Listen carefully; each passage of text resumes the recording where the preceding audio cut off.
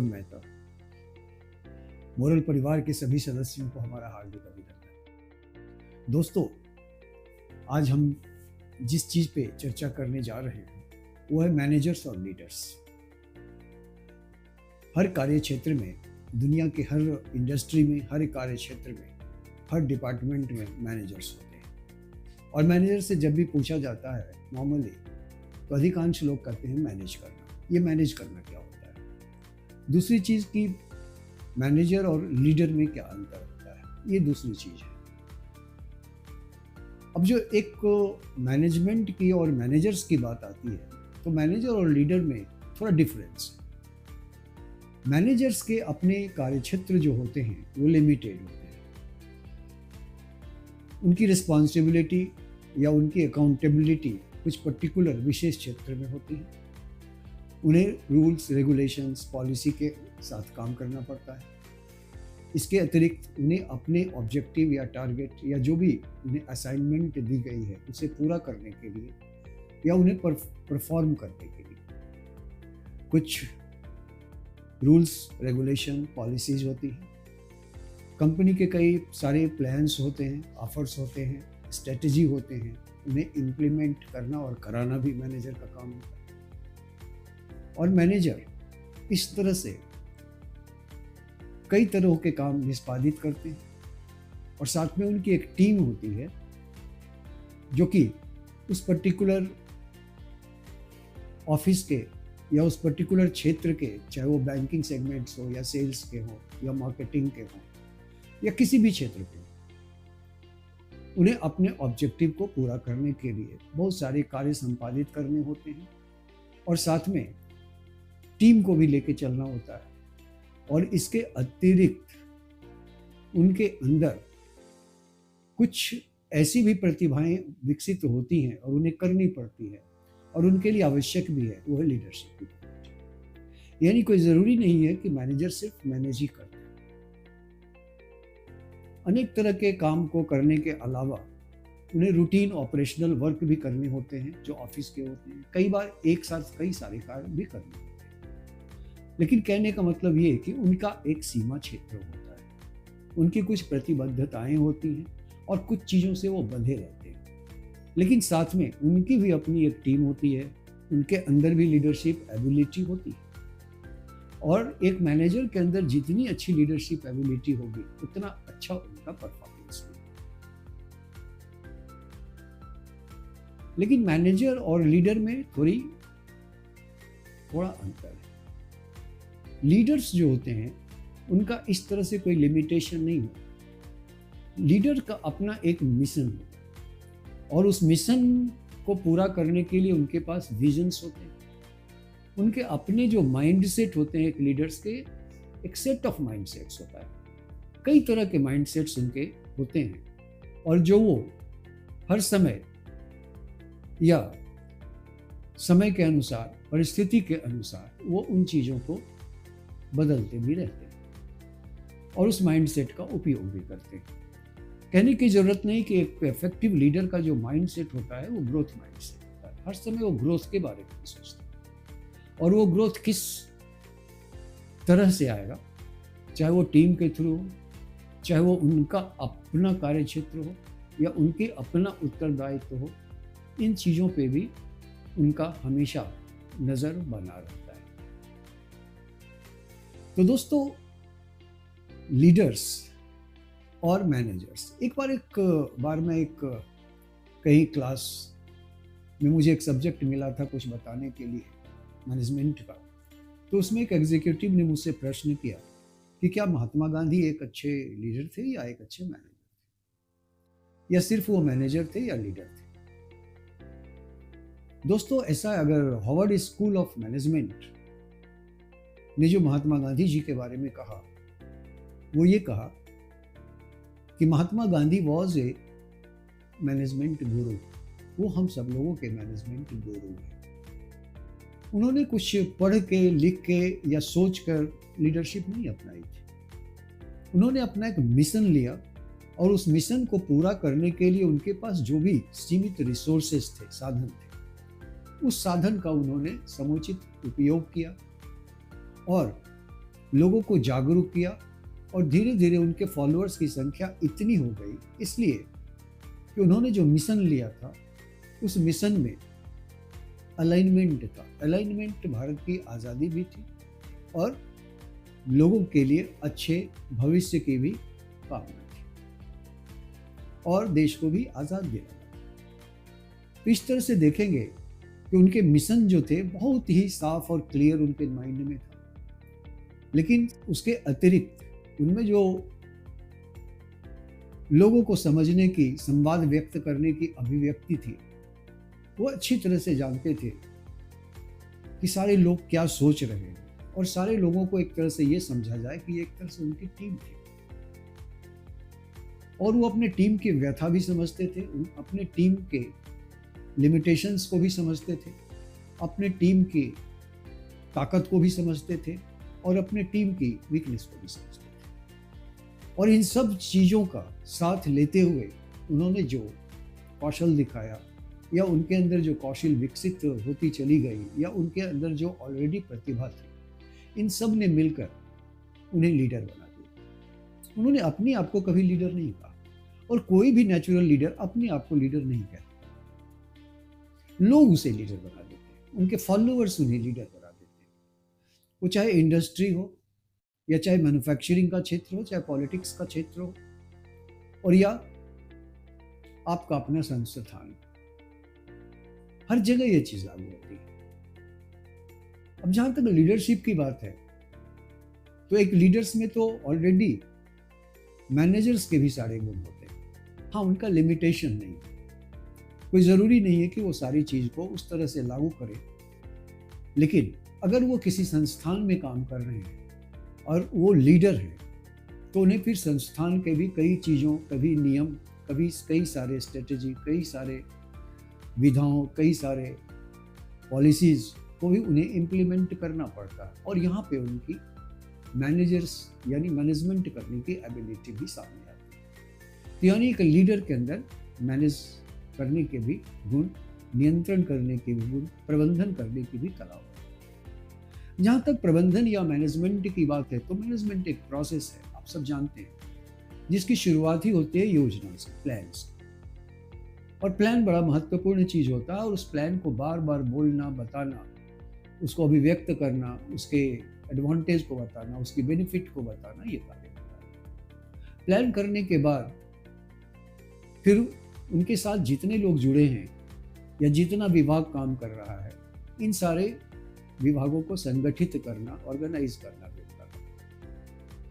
और इसके अतिरिक्त वो ये भी देखते हैं कि जो भी लोग उनसे जुड़े हुए हैं और जो भी लोग काम कर रहे हैं, उनके अंदर किस तरह की प्रतिभा है और उस प्रतिभा का, हर व्यक्ति के प्रतिभा को देखते हुए उसका समुचित उपयोग करते हैं और इस तरह से उन्हें मोटिवेट भी करते हैं।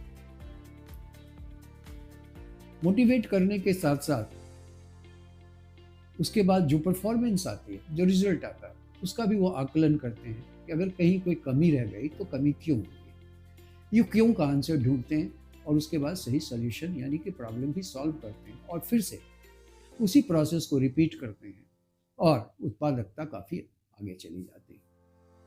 तो कहने का मतलब कि एक लीडर्स में मैनेजर के भी गुण समावेशित होते हैं। जहाँ तक लीडर जो है, लीडर में एक बड़ी अच्छी एबिलिटी होती है, वो लोगों को इंस्पायर कर सकते हैं। यानी उनके साथ जो लोग जुड़े हुए हैं, उन सब को जबरदस्त रूप से इस तरह से स्टिमुलेट करना कि उनके अंदर एक जोश पैदा हो जाता है, जुनून पैदा हो जाता है और वो इतने कन्विंस होते हैं कि वो उस चीज़ काम करने के लगन में बिल्कुल अपने आप को समर्पित, डेडिकेटेड करते हैं। तो एक लीडर में एक अद्भुत कला होती है, वो है इंस्पायर करने। इंस्पायर करने के साथ साथ वो लोगों को मोटिवेट भी काफ़ी अच्छा करते हैं। लीडर्स के इंस्पायर होने के साथ साथ देखेंगे कि इंस्पायरिंग तो गुण होता है, एक और बहुत ज़बरदस्त गुण होता है, वो है कम्युनिकेट करना, यानी संवाद बनाना। तो जब भी वो किसी भी प्रोस्पेक्ट से, कस्टमर से या अपने डाउनलाइन से या अपने साथ जुड़े हुए फॉलोअर्स से या जहाँ वो चाहते हैं कि उनसे लोग प्रभावित हों, वहाँ वो कम्युनिकेट करने की भी कला उन्हें आती है। और उनके कम्युनिकेशन में सिर्फ संवाद नहीं होता है, उनका मेन उद्देश्य होता है उनसे कनेक्ट होना। और कनेक्ट वो तभी हो पाते हैं जब उन्हें वो समझते हैं कि लोग क्या सुनना चाहते हैं, उनकी समस्याएं क्या हैं, उनके पास स्किल्स क्या है, और जो संस्थान ने जो मिशन बनाया है उस मिशन को पूरा करने में उनका किस तरह से योगदान होगा, और इससे संस्थान को क्या लाभ होगा, और साथ में उनका यानी टीम में जितने लोग जुड़े हुए हैं उनकी लाइफ स्टाइल में कैसे पॉजिटिव बदलाव आएगा, और वो कैसे ज़्यादा से ज़्यादा सुखी संपन्न होंगे, और उनका इंटरेस्ट कार्य के प्रति और बढ़ता चला जाएगा। तो ये क्षमता भी एक अच्छे यानी कि नेचुरल लीडर में होती है। तो इंस्पायर करने के साथ साथ कम्युनिकेट करने की भी कला बड़ा आवश्यक है, क्योंकि वो जानते हैं कि जहाँ उनको अभिव्यक्त करना है उनकी भाषा क्या है, उनकी सोच क्या है, उनकी बाधाएं क्या है, उनकी समस्याएं क्या है, और उनके अंदर ताकत क्या है।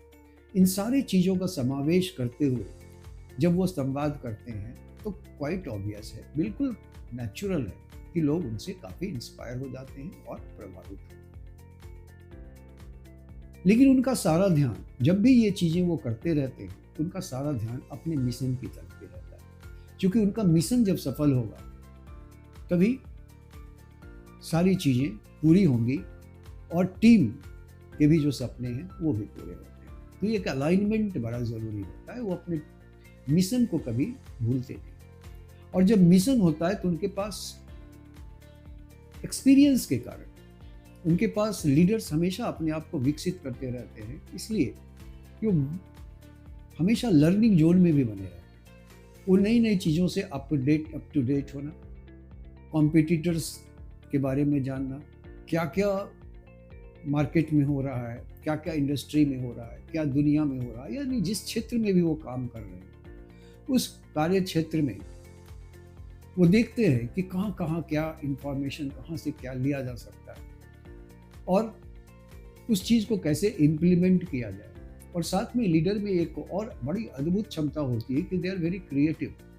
वो नए नए विचारों के बारे में सोचते रहते, नए नए प्लान करते रहते, नई नई स्किल्स वो चाहते हैं कि डेवलप करते रहते हैं, और लोगों में भी चाहते हैं कि उनमें भी डेवलप। तो इस तरह से 24/7 उनका टाइम इसी में जाता है और इस चीज़ को वो एंजॉय करते हैं। उन्हें काम का बोझ महसूस नहीं होता है, इसलिए कि वो अपने मिशन के प्रति बहुत ही प्रयत्नशील होते हैं और डेडिकेटेड होते हैं, समर्पित होते हैं।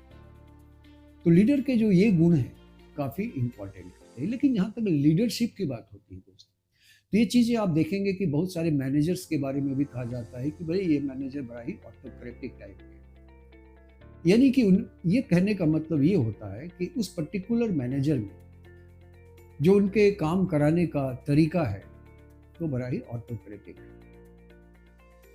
ठीक है, ऑटोक्रेटिक मतलब जो वो चाहते हैं बस वही होना चाहिए, ये उनका विचार है। तो इस तरह से कई तरह के तरीके हैं लीडरशिप के, आप कह सकते हैं स्टाइल हैं, और ये स्टाइल भी कई प्रकार के हैं जो कि सिचुएशन के ही समय सिचुएशन को देखते हुए एक लीडर्स उस स्टाइल को अपनाते हैं। एक ऑटोक्रेटिक जो बार बार बोला जाता है स्टाइल, इसका मतलब होता है कि मतलब आप लीडर्स अपने डिसीजन को थोपते हैं। लोगों का ये सोचना होता है कि ऑटोक्रेटिक स्टाइल के जो लीडर्स होते हैं, जो ज़्यादा ऑटोक्रेटिक चीज़ें स्टाइल यूज़ करते हैं, वो चाहते हैं कि वो जो सोचते हैं वही लोग सोचें, वो जिस तरह से करना चाहते हैं उसी तरह से लोग करें, वो जो चाहते हैं कि जिस तरह से वो बात करें उसी तरह से लोग बोलें, वो जो सोच रहे हैं वही उसी तरह से सारी चीज़ सोचें। यानी कि डिसीजन जो वो लेते हैं उनका ये कहना होता है कि इसमें कोई क्रॉस कॉन्स नहीं होना चाहिए, ये डिसीजन इम्प्लीमेंट करें। तो दोस्तों ये जो ऑटोक्रेटिक तरीका है इसमें क्या होता है कि ये भी अच्छा तरीका है, लेकिन ये कहाँ पे ज़्यादा उचित माना गया है वो है कि जब कोई क्रूशियल समय होता है तो उस क्रूशियल समय में क्विक डिसीजन लेने के लिए ऑटोक्रेटिक तरीका ज़्यादा प्रभावी होता है, क्योंकि उतना वक्त नहीं होता है कि लोगों से आइडिया लिया जा सके या नए नए विचार ले सकें, लोगों से डिस्कशन कर सके, क्योंकि टाइम का डिमांड होता है कि आप डिसीजन तुरंत लीजिए। और तब इस लिए क्विक यानी बहुत तेजी से डिसीजन लिया जाता है और वो ऑटोक्रेटिक होता है। अब इसकी डिसएडवांटेज इसलिए है कि चूंकि बहुत सारे जो टीम के लोग हैं या और व्यक्ति हैं, उनसे कोई आइडियाज़ नहीं लिया गया, कोई सजेशन नहीं लिया गया डिसीजन लेने के समय, तो टीम जो होती है वो टीम सोचती है कि भाई उन्हें उनका इन्वॉल्वमेंट कंपनी नहीं करना चाहती, या हमारा लीडर उनका लीडर नहीं करना चाहता, यानी उनका लीडर उन्हें डिमोटिवेट कर रहा है। ये डिमोटिवेटिंग भी होता है। और इसके अतिरिक्त टीम के लोगों में ऐसा लगता है कि नहीं, उनमें सेंस ऑफ बिलोंगिंग यानी लीडर के प्रति समर्पण की भावना नहीं आती।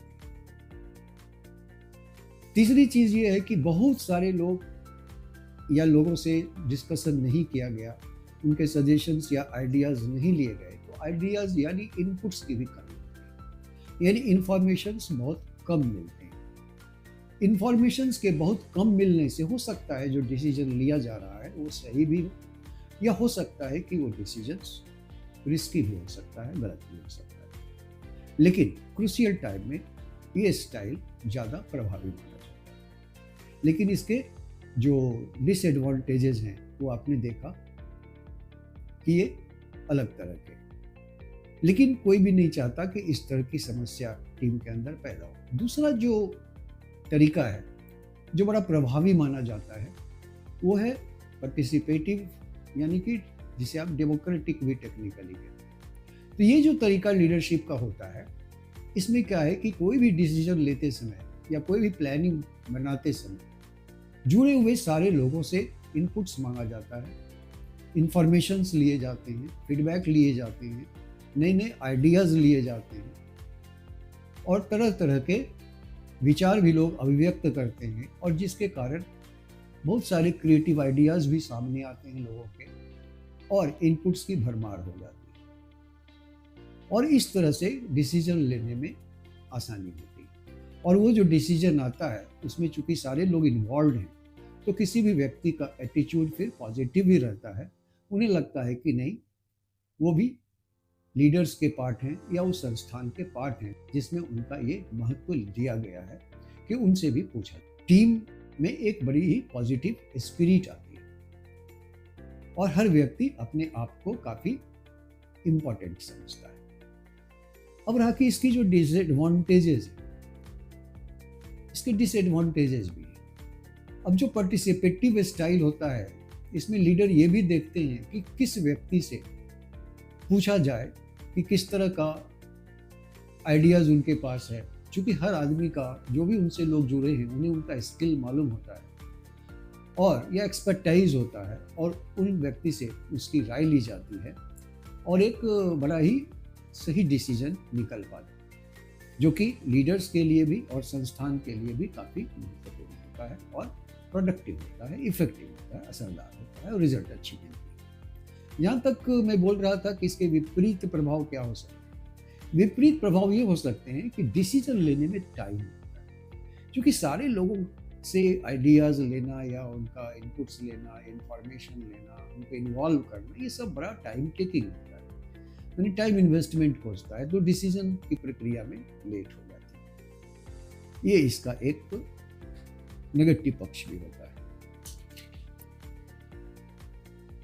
तीसरा एक और तरीका है, वो है आपका ट्रांजैक्शनल, जिसको कहते हैं।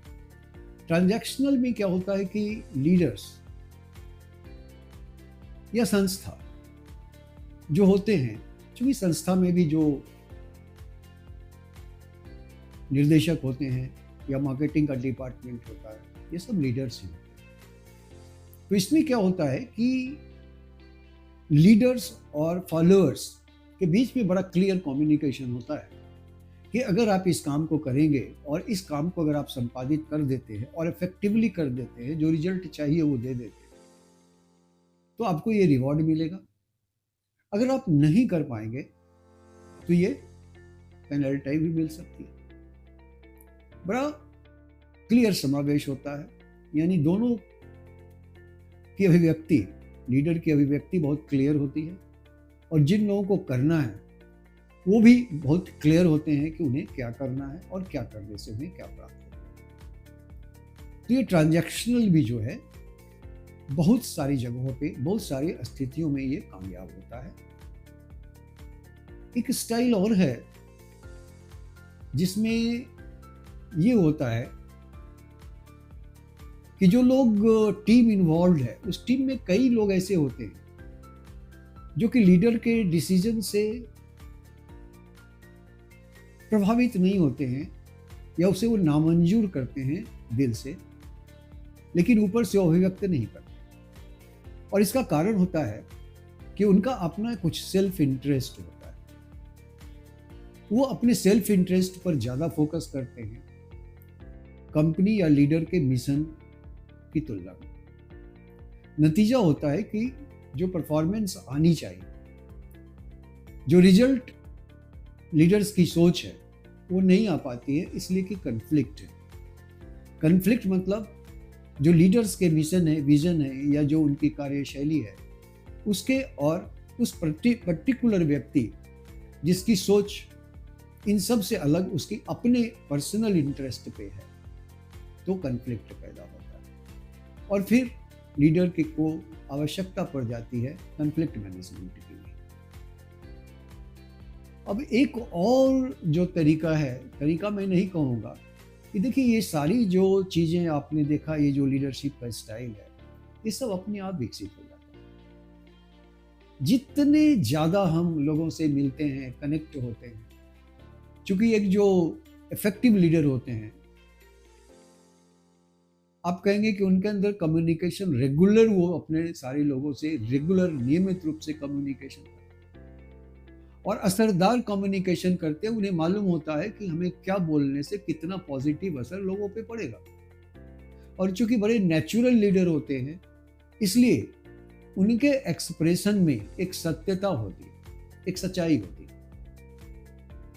और इसको लोग भाप लेते हैं और इसके कारण लोग बहुत ज्यादा कनेक्ट हो जाते हैं लीडर्स से। यानी जो अभिव्यक्त करते हैं उसमें बड़ा म्यूचुअल इंटरेस्ट होता है कि जो लोग उनसे जुड़े हैं उनका भी इंटरेस्ट पूरा होता है, और लीडर या संस्थान के जो अपने इंटरेस्ट हैं वो भी पूरे होते हैं।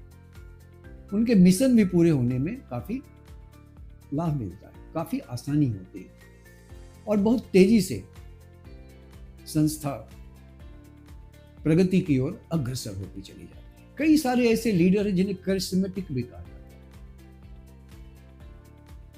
और ये जो करिश्मेटिक लीडर होते हैं, चूंकि मैं इंडस्ट्री की बात कर रहा हूँ, पॉलिटिक्स में भी सब जगह होते हैं, लेकिन चूंकि हम लोग अपने कार्यक्षेत्र की बात कर रहे हैं, मैनेजर और लीडर्स की बात कर रहे हैं, तो करिश्मेटिक लीडर जो होते हैं, क्या होता है उनका करिश्मा?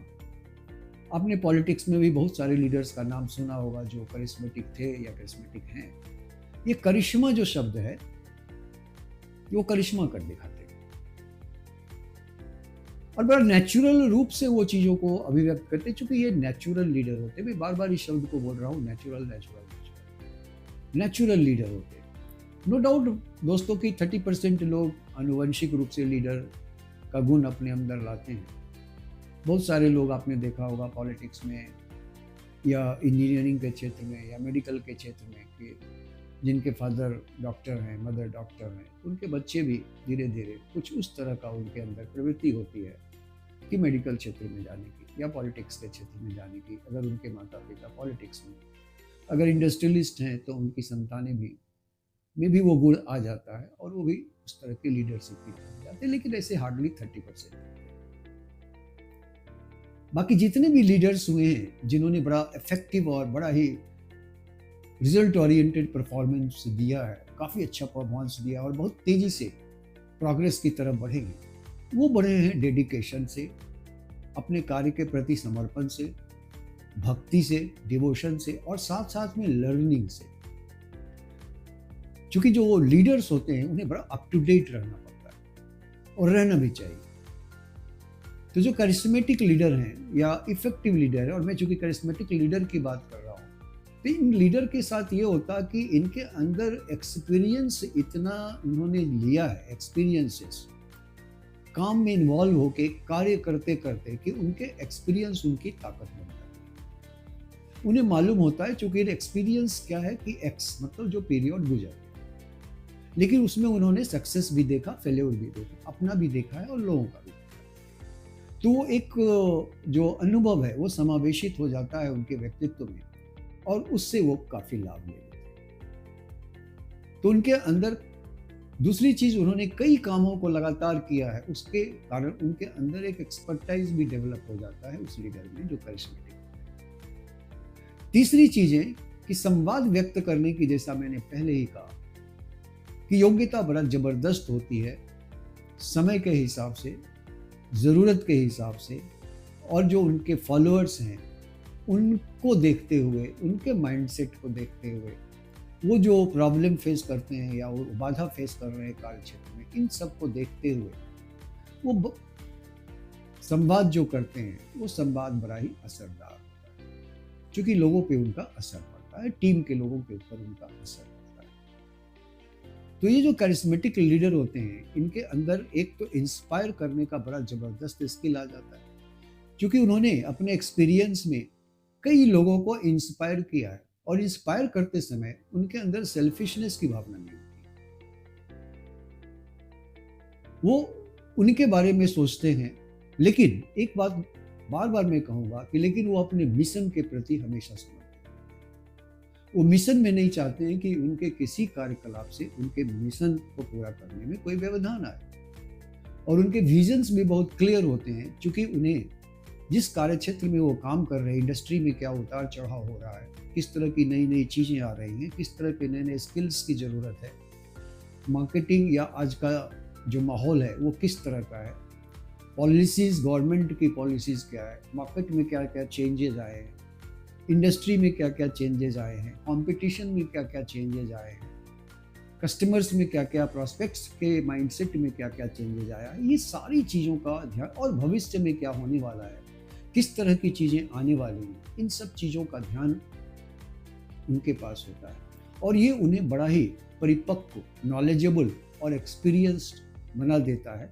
बल्कि उनके अंदर एक धैर्य, पेशेंस भी विकसित कर देता है। तो एक करिश्मेटिक लीडर में आप देखेंगे कि खास करके वो लोगों को इंस्पायर, बड़ी अच्छे ढंग से इंस्पायर करते हैं, उन्हें स्टिमुलेट कर देते हैं कि इसे करना है। उनके अंदर परसुएसिव नेस की क्वालिटी बहुत ज़बरदस्त होती है। वो इस ढंग से अपने टीम को, चीज़ों को रखते हैं, उन्हें उत्प्रेरित करते हैं कि वो एक तरह का प्रेशर तो होता है, लेकिन वो प्रेशर फील नहीं लोग करते हैं, उसे एंजॉय करते हैं, और उन्हें हर चीज़ बड़ा आसान लगने लगता है, बड़ा आकर्षक लगने लगता है, और उस क्षेत्र में वो दौड़ पड़ते हैं उस चीज़ को पूरा करने। तो ये एक बड़ा ही पॉजिटिव प्रेशर जिसको आप कह सकते हैं, जो प्रेशर नजर नहीं आता, लेकिन लोग फील करने लगते हैं कि नहीं, ये उन्हें करना ही है, करना चाहिए, दे मस्ट डू इट। तो ये उनमें परसुएसिवनेस का भी एक जबरदस्त स्किल होता है। और मैंने पहले ही कहा कि कम्युनिकेट करने की अद्भुत शैली और प्रभाव डालने की अद्भुत शैली उनके अंदर होती है, क्योंकि उनके अंदर उन्होंने अपने अनुभव के दौरान कार्य क्षेत्र में इन सब चीज़ों को धीरे धीरे इतना विकसित किया है कि कुछ चीज़ों में तो खुद ही एक्सपर्ट हो गए हैं, और बहुत सारी चीज़ें वो हमेशा लर्न करते रहते हैं, यानी वो हमेशा लर्निंग जोन में रहते हैं। और एक बहुत ही करिश्मेटिक या अच्छे लीडर्स को चाहिए कि वो हमेशा लर्निंग जोन में बना रहे, वो कभी ना समझे कि वो जो जानता है वो सफिशिएंट है। तो ये जो तीन चीजें हैं, अगर तो आप समझिए कि आप भी करिश्मा पैदा कर सकते हैं, हम भी करिश्मा पैदा कर सकते हैं। तो हम सबको चाहिए कि अपने अंदर इन चीज़ों को विकसित ज़्यादा से ज़्यादा कर सकें, और ये तभी संभव है जब हम 100% समर्पित रहेंगे अपने कार्य के प्रति, अपने टीम के प्रति, अपने कार्य क्षेत्र में, और लगातार जब हम काम करते रहते हैं तो बहुत सारी चीज़ें, इस तरह की जो क्वालिटीज़ हैं वो कार्य के दौरान हमारे अंदर खुद ब खुद विकसित होती चली जाती है। जैसे कि आपने देखा होगा कि जो करिश्मेटिक लीडर या जो बहुत ही इफेक्टिव लीडर हैं, उनके अंदर कुछ क्वालिटीज़ अपने आप विकसित हो जाती हैं, क्योंकि उनके पास ज्ञान का भंडार बढ़ता चला जाता है, अनुभव का भंडार बढ़ता चला जाता है। वो अपने आप को हमेशा डाउन टू अर्थ रखते हैं, और ऊंचाई की ओर अग्रसर होते रहते हैं। उनका लोगों से लगातार संवाद बना रहता है, उनको टीम के प्रति भी वो समर्पित होते हैं, लेकिन इन सब के बीच में वो अपने मिशन को नहीं भूलते। तो ये चीजें अगर हम और आप विकसित कर लेते हैं तो निश्चित जानिए कि आप भी या हम भी करिश्मेटिक हो सकते हैं। तो ये लीडरशिप, इसीलिए इन सब चीज़ों, इन सब पर्टिकुलरली इस विषय पे आए तो आप समझ गए होंगे कि एक इस तरह के लीडर्स में जो इफेक्टिव होते हैं, करिश्मेटिक होते हैं, उनके अंदर क्या क्या गुण आपको नजर आएगी। सबसे बड़ा गुण नजर आएगा सेल्फ कॉन्फिडेंस। गजब का कॉन्फिडेंस विकसित हो जाता है, क्योंकि उनकी नॉलेज और एक्सपीरियंस और एजुकेशन जो लगातार लेते रहते हैं, उनके अंदर एक कॉन्फिडेंस भर देता है। और आत्मविश्वास के साथ साथ वो ये भी देखते हैं अपॉर्चुनिटी कहाँ है, मौका कहाँ है आगे बढ़ने का, गैप्स कहाँ है आगे फिलअप करने का। तो इस सब चीज़ों के लिए वो कॉम्पिटिटर की भी स्टडी करते रहते हैं और उन्हें मालूम होता है कि उनके प्लान में कहाँ चूक हो रही है, वो क्या और बेहतर कर सकते हैं, और इस तरह से वो प्रतिस्पर्धा की फीलिंग के साथ भी अपने प्लानिंग को रचते हैं और कार्य पद्धति की भी संरचना करते हैं। प्लान भी बनाते हैं, ऑफर्स भी देते हैं, रिवॉर्ड्स भी देते हैं। ये सारी चीजें, सारी स्किल्स उनके पास होती हैं। और अपॉर्चुनिटी के अलावा उनमें स्ट्रेस बर्दाश्त करने की भी क्षमता विकसित होती चली जाती है, और इतना स्ट्रेस वो उनका एक लाइफ का पार्ट हो जाता है। वो प्रॉब्लम्स नहीं होता है, इसलिए कोई भी प्रॉब्लम उन्हें ज़्यादा प्रॉब्लम नज़र नहीं आने लगता है। वो थोड़ी देर के लिए समस्या को समझते हैं, सोचना भी शुरू करते हैं, चिंतित भी हो सकते हैं, लेकिन वो सॉल्यूशन निकाल लेते हैं। यानी कि स्ट्रेस सहने की शक्ति भी इस दौरान उनके पास काफ़ी आ जाती है। ऑनेस्टी तो उनके पास होता ही होता है, अपने काम के प्रति समर्पण भी होता है, इंटीग्रिटी भी होती है। वो रिस्पेक्ट चाहते हैं लोगों से और लोगों का रिस्पेक्ट भी करते हैं, जो भी लोग उनके साथ जुड़े। उन्हें अच्छे कामों के लिए अप्रिसिएट भी करते हैं।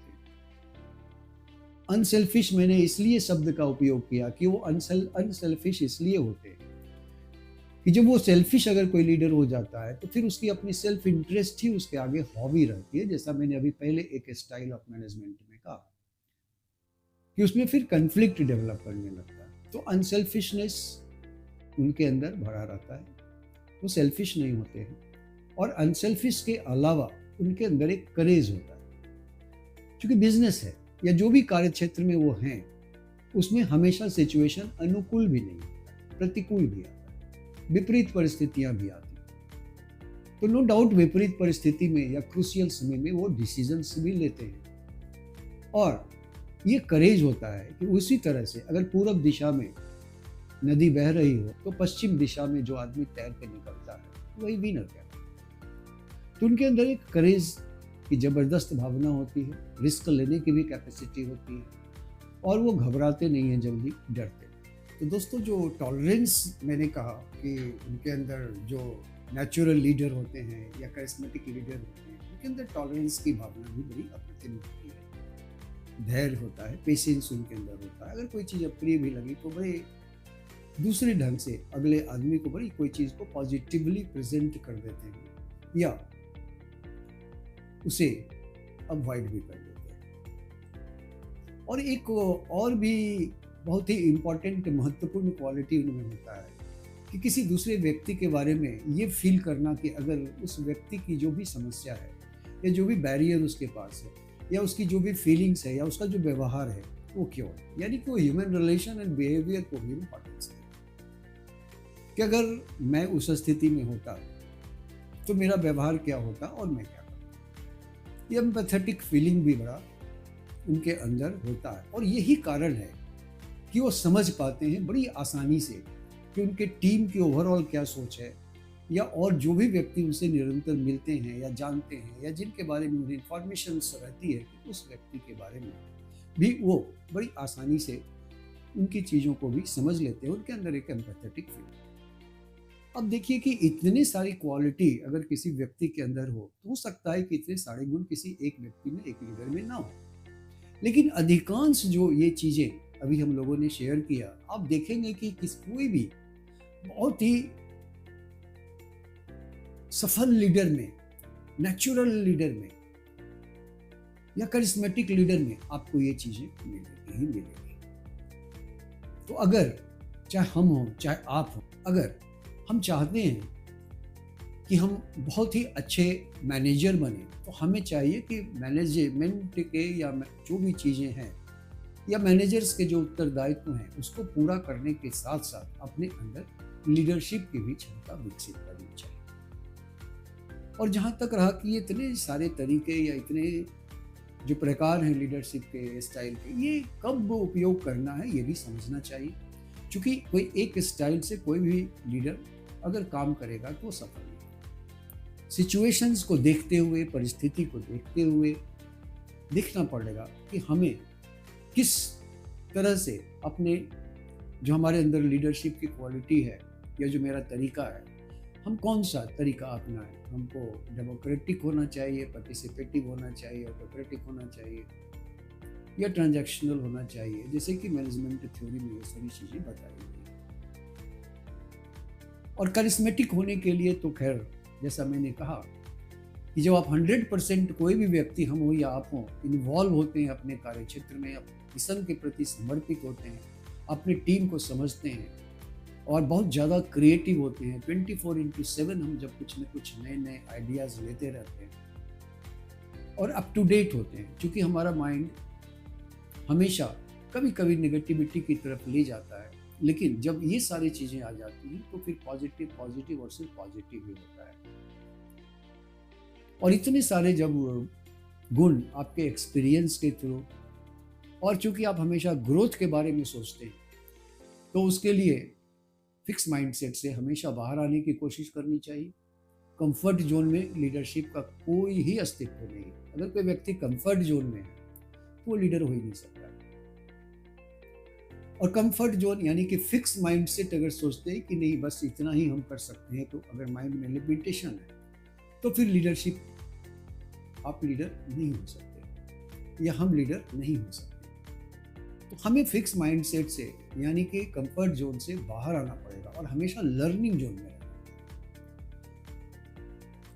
तो जैसा कि महात्मा विवेकानंद जी ने कहा था कि the day you stop learning you are dead, यानी कि जीवन के अंतिम क्षण तक हमें सीखते रहना है। और अगर हम अच्छा लीडर बनना चाहते हैं, एक बहुत ही प्रोडक्टिव और एफिशिएंट लीडर बनना चाहते हैं जो बहुत अच्छा रिजल्ट दे सके, तो हमें नेचुरल होना पड़ेगा। हमें ड्रामा नहीं करना, हमें पोज नहीं करना, हमें जुड़ना होगा, कनेक्ट होना पड़ेगा। कहाँ से? अगर हम संस्थान में काम कर रहे हैं तो कंपनी के साथ, संस्थान के साथ, उनके प्रोडक्ट्स के साथ, और टीम है तो टीम के साथ बड़ा एक संतुलन स्थापित करके चलना होता है। और ये सारे गुण जो आपने देखे, कई तरह के लीडर्स हैं जो आपके सोर्स ऑफ इंस्पिरेशन भी बन सकते हैं, क्योंकि आपको भी इंस्पायर करना है, हमें भी अपनी टीम को इंस्पायर करना है। तो एक बड़ा ही, अगर ये हम हमेशा प्रैक्टिस करते हैं, और प्रैक्टिस भी क्या, इसे आप कह सकते हैं कि कोई एक्सपेरिमेंट नहीं करना है, इसे अपने डेली के वर्क में इसे बड़ा ही इंटरेस्टिंग तरह से हमें अपने आप को इस तरह से ढालते भी रहना है, लर्निंग जोन में भी बने रहना है और निरंतर रेगुलर संवाद स्थापित करते रहना और कंपनी के मिशन को हर हाल में पूरा करने के लिए 100% डेडिकेटेड रहें, तो आपके अंदर एक चार्म अपने आप उपज आएगा। हमारे अंदर एक चार्म अपने आप आ सकती है, और वो जो आकर्षण है, संवाद करने की शैली है, और जो एक प्रेशर हम डालते हैं कि नहीं ये काम करना चाहिए और उस काम